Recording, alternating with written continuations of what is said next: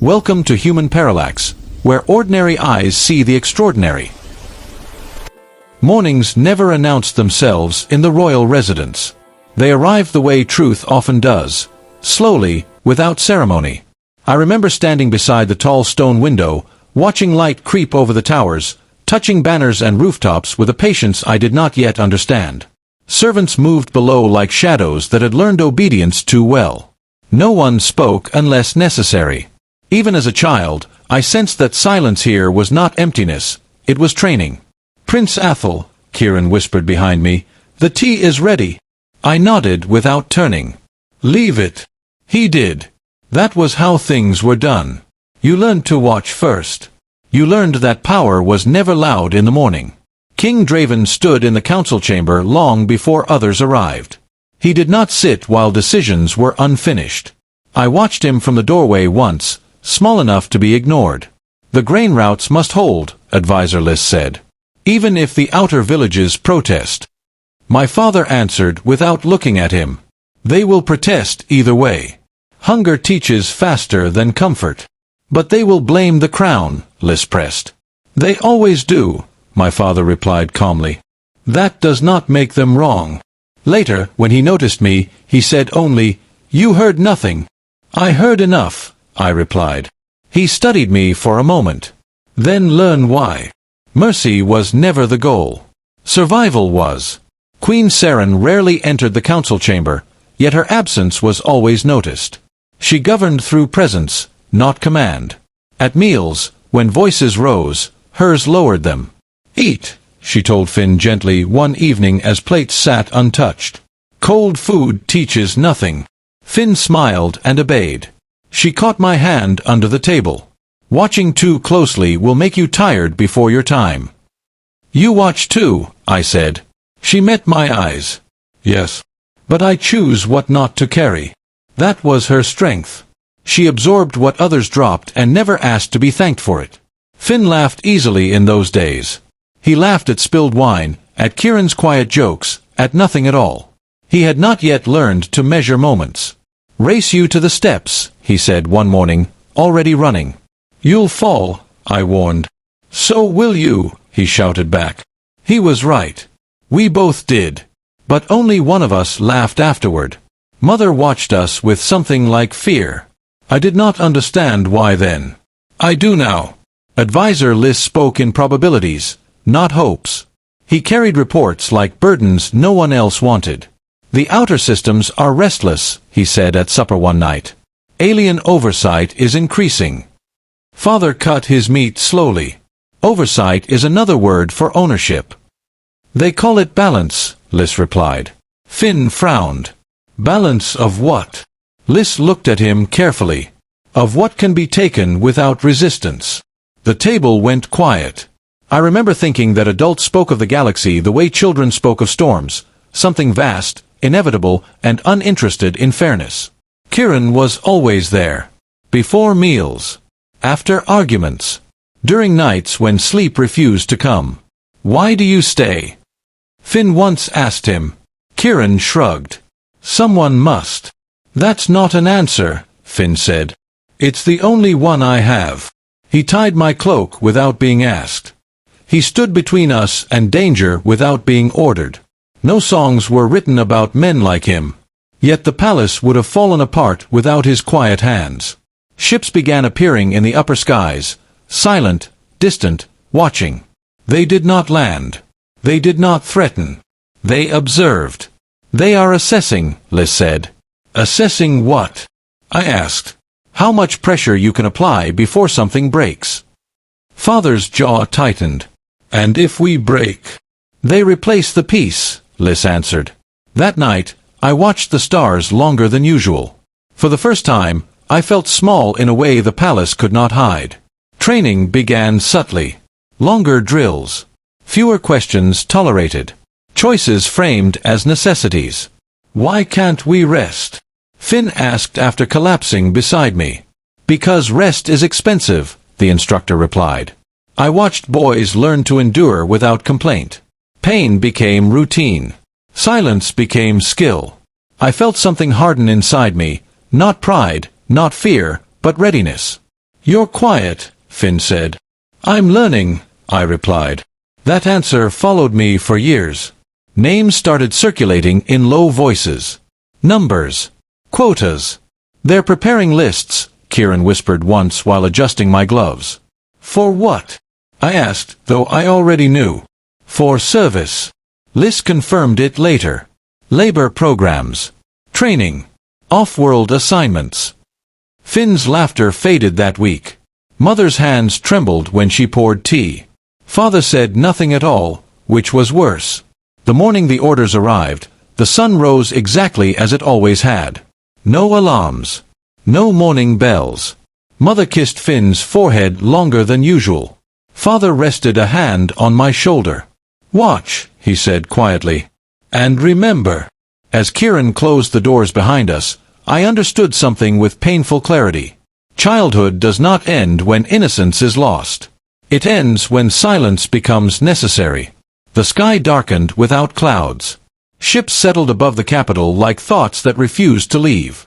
I stood beside my father as the first figures descended, their feet touching stone as if gravity itself had been negotiated. They did not look around.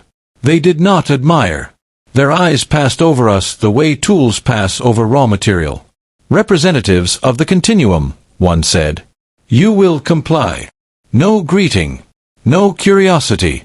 Finn whispered, "Do they know where they are?" "They do," I answered quietly. "They simply don't care." I felt the palace shrink around us. The air itself seemed to step back, making room for something colder than fear. The lead representative projected symbols into the air. Columns. Percentages. Timelines. Labor contribution, acceptable, it said. Youth allocation, pending. Father's voice was steady. Define allocation. Subjects aged 12 to 18, it replied. Training and service off-world. Loss margins acceptable. Finn took a step forward. Loss. Statistical, the alien said. Mother's hand tightened around mine. Liz spoke carefully. You are asking for our children. We are stating necessity, it corrected. Numbers replaced names. Sons became units. I realized then that negotiation had never been part of their plan. That night, food sat untouched. The table felt too large, as if distance had been added between us. We cannot refuse, Father said. We cannot agree, Mother replied softly. Finn looked between them. You're talking like I'm not here. This is not about you alone, Father said. It is to me, Finn shot back. Liz cleared his throat. Resistance would be met with correction. And obedience? I asked. Delayed correction, he answered. Silence followed. Duty stared at protection across polished wood. Neither blinked. Father stood before the court the next morning. His shoulders were straight. His voice did not waver. We will comply, he said. Murmurs broke like weak waves. This decision preserves our people, he continued. I will answer for it. Finn turned to me. He's choosing them. No, I said. He's choosing us.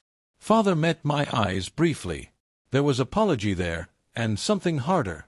He was not asking forgiveness. He was accepting consequence. The crown did not shine that day. It endured. Mother said nothing as the decision spread. She stood by the window, hands resting on stone. Say something, Finn pleaded.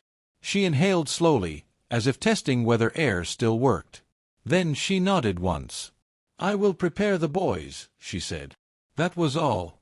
Later, alone, she whispered to me, Survival asks for payment in advance.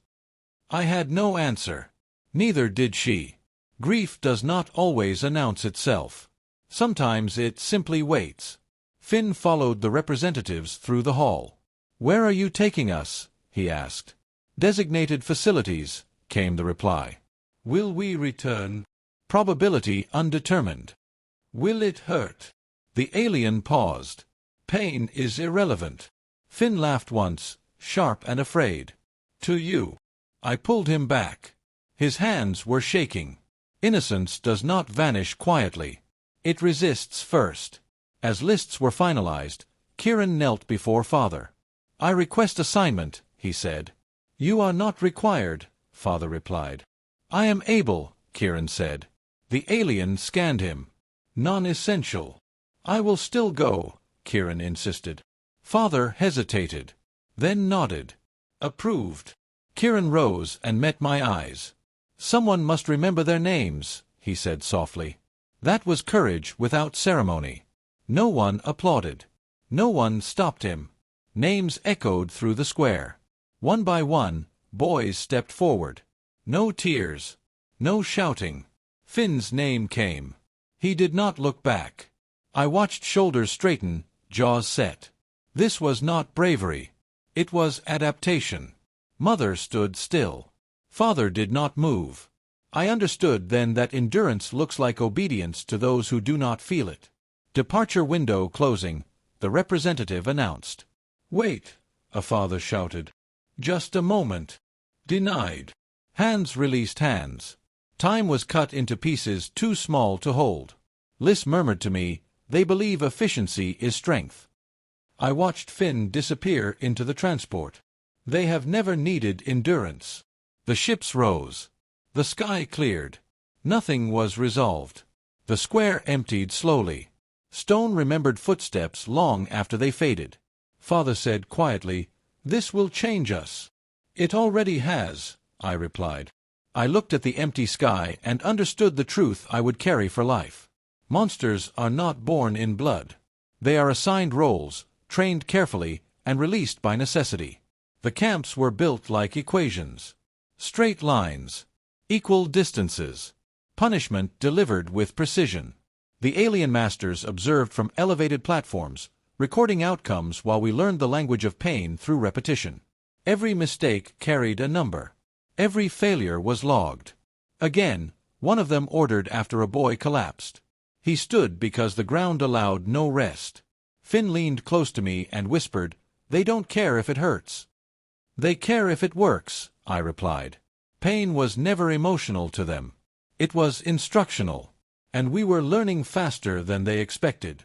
Food arrived in portions designed to cause conflict. Not enough for everyone. Never enough.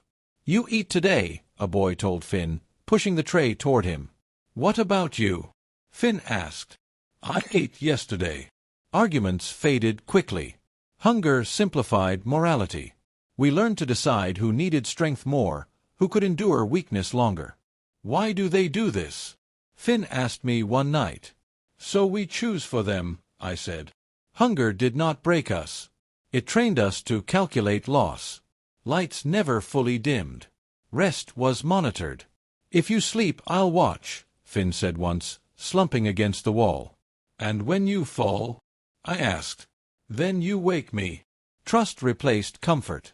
Some stole moments of rest. Others gave theirs away. A boy whispered, "I'll stay awake. You need strength tomorrow." Sleep became currency. And like all currency, it revealed who we were willing to protect. Punishment was often collective, but impact was individual. "I'll take it," a taller boy said when a smaller one froze. The rod fell. He did not scream. Finn clenched his fists.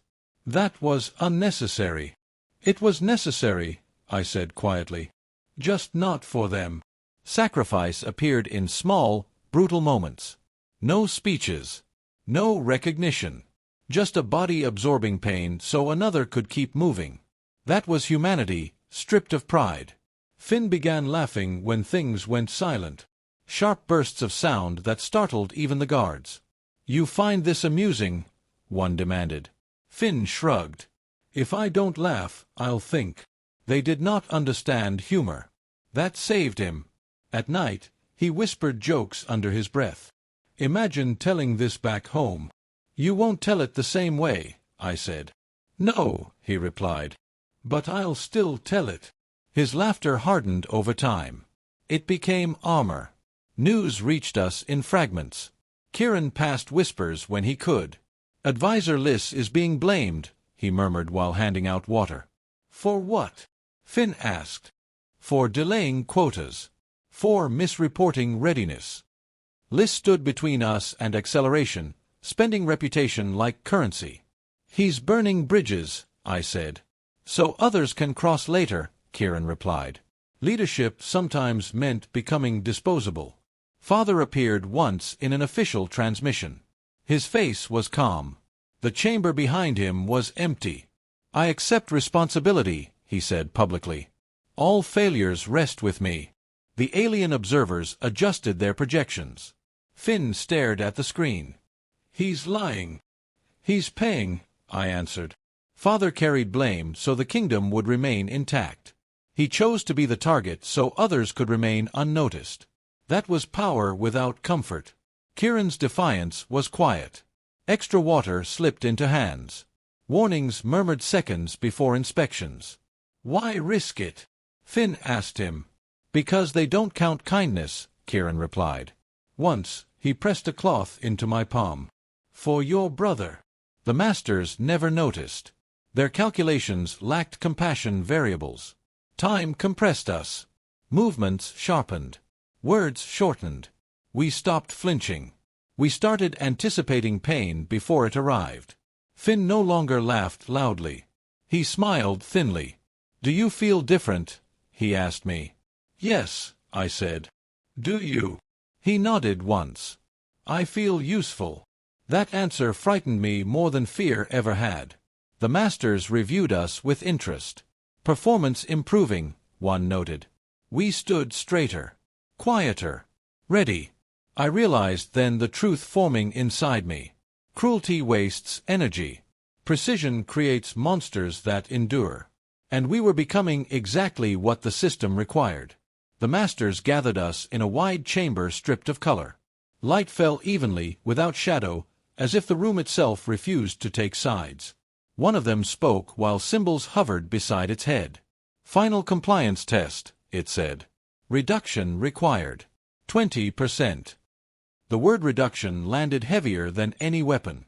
I looked at Finn. He did not look back. Selection method? I asked. Internal, the master replied. Efficiency preferred. They spoke as if we were inventory. Fractions. Remainders. I realized then this test was not about obedience alone. It was about forcing us to break each other so they would not have to. No one moved. No one spoke. Silence pressed harder than pain ever had. They want us to decide, Finn whispered. Yes, I answered. So they can study how. A boy near us shook his head. I won't choose. You already are, another replied bitterly. I felt the weight of leadership without authority, responsibility without power. If we refused, punishment would follow. If we complied, something worse would happen inside us. Silence stretched until it became a decision of its own. Without signal, we closed ranks. Shoulders touched. No one stepped forward. No one stepped away. This is non-compliance, the master observed. No, I said. This is our answer. Punishment followed immediately. Energy tore through the group. Bodies fell, but no gaps formed. We endured together, absorbing pain collectively. Finn gasped, Don't break formation. I won't, I said, though my vision blurred. They wanted separation. We gave them unity. It cost us dearly, but it denied them the data they wanted most. When the punishment paused, Finn moved. One step. Then another. Finn, I said sharply. He did not look at me. If one must go, he said, voice steady, let it be me. The masters adjusted their readings. This is acceptable, one said. I grabbed his arm. No. Finn finally met my eyes. This ends it. It doesn't, I said. It just changes who pays. He smiled faintly. Then let it be me. That was the moment courage stopped being a word and became a wound. They took Finn aside. Not gently. Not cruelly. Efficiently. I watched procedures I could not interrupt. I heard his breath shorten. His hands clenched until blood ran. Later, he stood again. Upright. Alive. But something was gone. Not strength. Not resolve. Softness. Did it work? He asked me quietly. Yes, I said. Good, he replied and turned away. He had saved many. The cost was not visible in numbers. After that, we obeyed. Perfectly. Literally. Orders were executed with precision that exposed flaws in their assumptions. Timelines stretched. Outputs shifted. Their systems strained under results they had not predicted. "This is inefficient," one master noted. "You designed the rules," Finn replied flatly. Compliance became resistance shaped like obedience. They could not punish without admitting error. They could not adjust without losing authority. It was a narrow path, but we walked it carefully. When it ended, the floor told the story. Blood.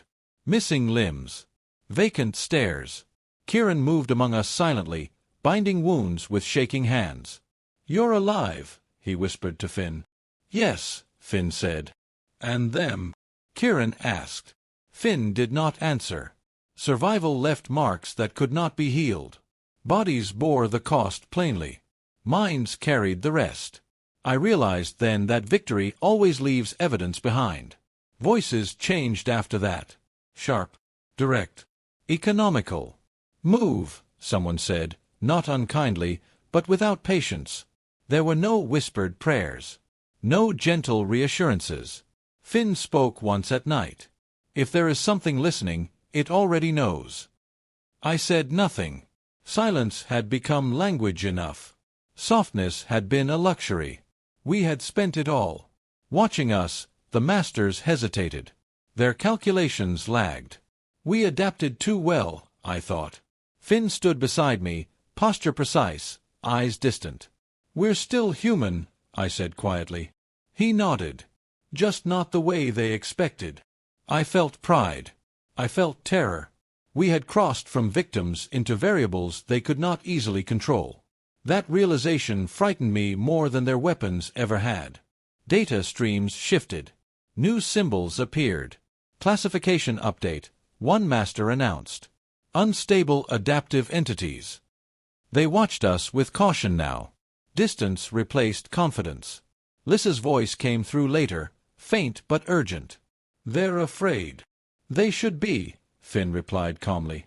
Fear had finally reached the other side. When the chamber emptied, we remained standing. I looked at Finn. At the others. At myself. We were alive. But childhood had ended completely. Innocence had not survived the test. As we walked out together, I understood the final truth of that day. We had endured. And endurance had changed us forever. The transports settled without ceremony. No banners. No music. The boys walked down the ramps on their own feet, shoulders straight, eyes forward. They stood as if waiting for orders that never came. I searched faces for relief, for triumph, for anything familiar. There was none. Finn stepped onto the stone and paused. A mother moved, then stopped herself. "Is it over?" someone asked. Finn answered without emotion, "For now." No one ran to them. The space between return and reunion felt wider than the stars that had taken them away. Hands reached out, then hesitated. Parents searched eyes, voices, postures. "You're home," a father said to a boy who did not answer. Finn's name was spoken softly, as if loudness might shatter him. He turned his head, acknowledged the sound, but did not smile. Mother stood frozen beside me. "They survived," she whispered. "Yes," I replied. Her voice broke. "That was not my prayer." Fear settled quietly. Not fear of loss, but fear of what had returned carrying it. Markets opened. Bells rang. Life continued, but softer. Laughter sounded inappropriate, like an error. Guards adjusted their stances around the returning boys, unsure whether to protect or give space. "Why is everyone whispering?" Finn asked me. "They're listening," I said. "To what?" "To what they don't understand." The kingdom restrained itself instinctively. We had learned that silence was safer than celebration. Ships appeared at the edges of our skies again. This time, they did not descend. Advisor Liss joined me on the balcony. "Communications are increasing. Requests for observation. Proposals." "For what?" I asked. "Joint exercises. Knowledge exchange. Containment frameworks." I watched the stars. They're trying to predict us. Yes, Liz said. Like storms. Finn overheard and added, storms don't ask permission. Liz exhaled slowly. That is exactly the problem. Father remained king in title, but something had shifted. He attended councils, yet spoke less. Your silence is unsettling them, Liz said. Father replied calmly, good. Later, alone, he said to me, I made my choices. Others must make theirs now. You're stepping back, I observed. I'm making room, he corrected. Leadership had passed quietly, not through decree, but through exhaustion earned honestly. Mother gathered us in the smaller hall. Finn stood apart. We will not pretend this was free, she said. No one interrupted. Survival demanded something from each of you, she continued. And from those who sent you. She looked at Father. Then at me. We will carry this cost together, she said. Or it will tear us apart. Finn finally spoke. Some of us paid more. Mother nodded. That does not lessen what you paid. Truth, spoken plainly, was her form of healing. Reports stacked quietly. Alliances adjusted their tone. They call us partners now, Liz said. Not subjects. At what price? I asked. Attention, he replied. Expectation. Finn scoffed. They'll regret it. Liz met his gaze. So might we.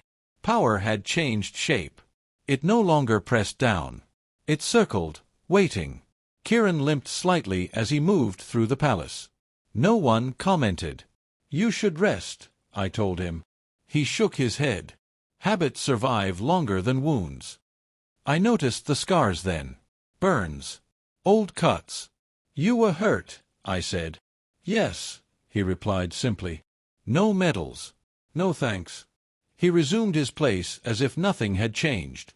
Some sacrifices are so complete they erase themselves. Night returned. I sat alone, the palace quiet around me. Finn joined me. Do you feel it? He asked. The waiting. I replied. Yes. We had survived the trial, but not its consequences.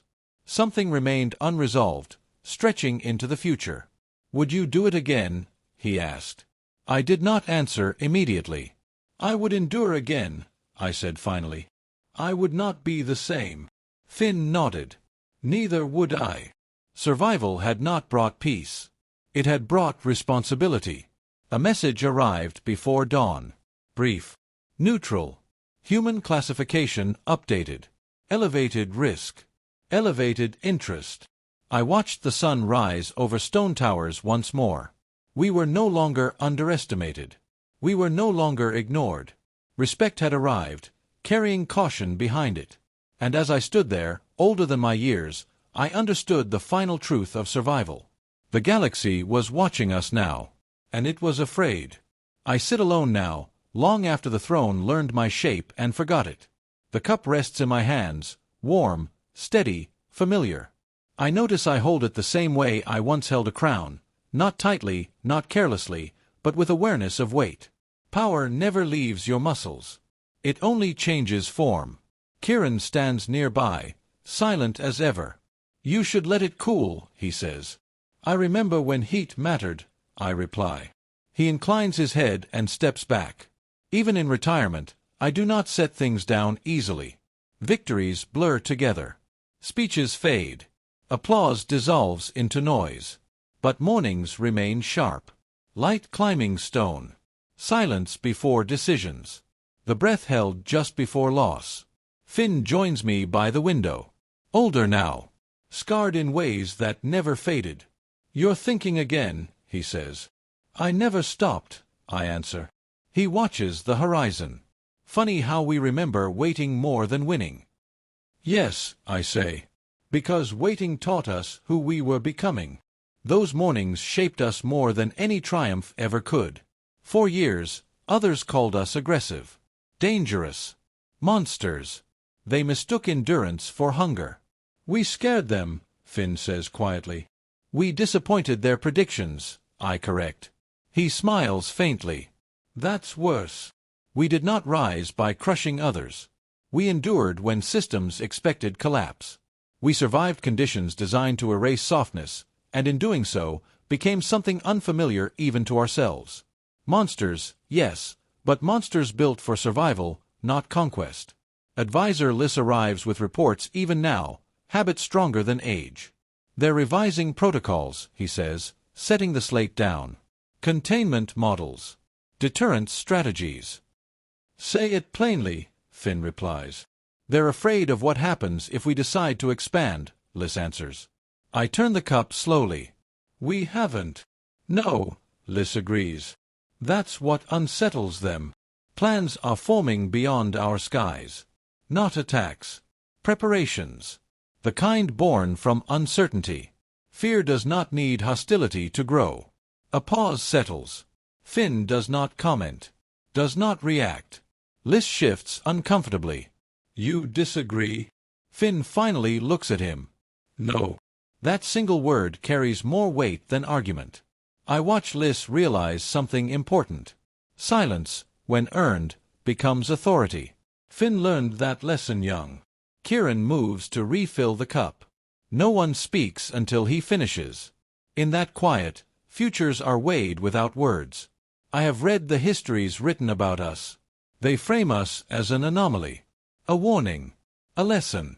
They say humanity rose beyond its place. They are wrong. We adapted. We learned faster than systems designed to break us. We endured pressure meant to erase identity and turned it into structure. That frightened them. It should have. Because adaptation has no ceiling. A final message arrives as dusk settles.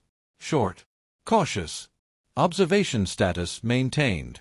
Escalation pending. I set the cup down at last. They're preparing, Finn says. Yes, I reply. So are we. Not with weapons. With memory. With endurance. With the knowledge of what pressure creates. Fear will spread our name faster than truth ever could. And wherever it goes, it will carry the echo of what we survived.